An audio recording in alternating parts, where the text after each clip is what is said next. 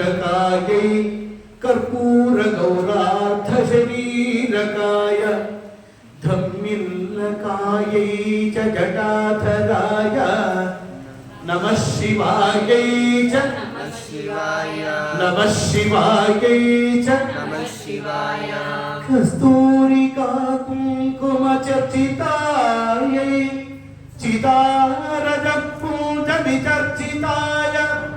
कृतस्मरायै विकृतस्मराय नमः शिवायै च नमः शिवाय नमः शिवायै च नमः शिवाय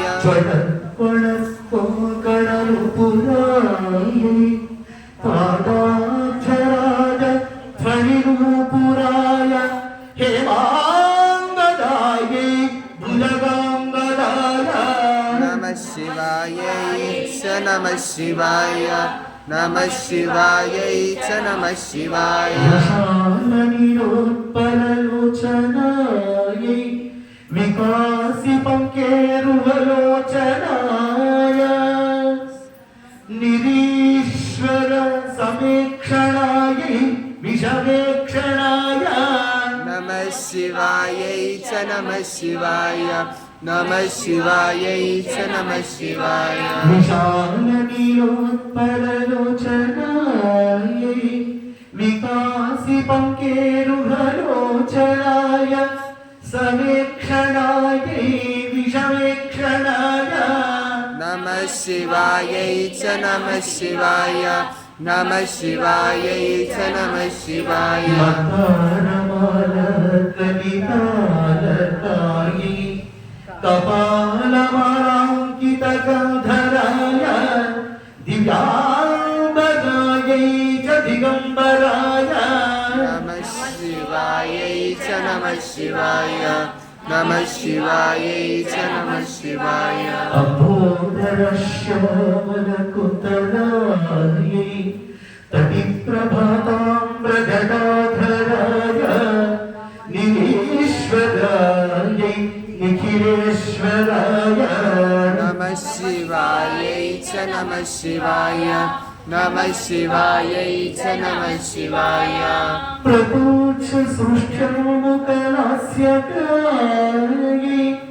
समस्तसंहारकताण्डवाय जगत्सनायै जगदेकपित्रे नमः शिवायै च नमः शिवाय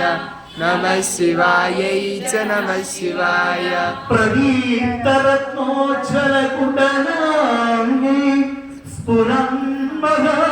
पल्लवभूषणाय शिवोदितायै च शिवादिताय नमः शिवायै च नमः शिवाय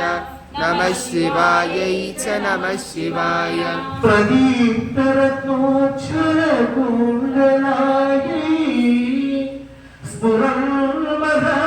पल्लवभूषणाय शिवादितायै च शिवादिताय नमः शिवायै च नमः शिवाय नमः शिवायै च नमः शिवाय एतत्पठेतश्चकमिष्ठतं यो भक्त्या समाम्य भुवि दीर्घजीवी प्राप्नोति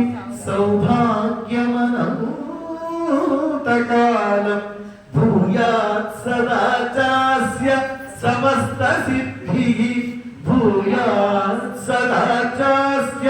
समस्तसिद्धिः इति श्रीमत्परमहंस परिव्राजकाचार्यस्य श्री गोविंद भगवत् पूजा ईश्वर स्तोत्रम्।